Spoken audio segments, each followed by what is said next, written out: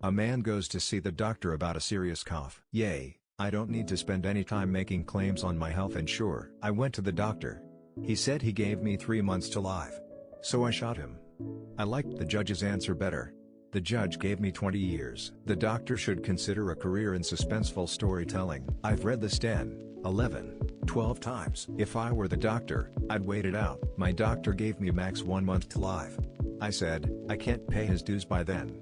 He gave me another month. It's not a good timing for me. I am just on my way to the hospital, to the lungs department, because I have a cough for more than a year, and they gave me an inhaler which helps, but I want to know how I can live without it. 8, 7. I can afford to live the rest of my leave.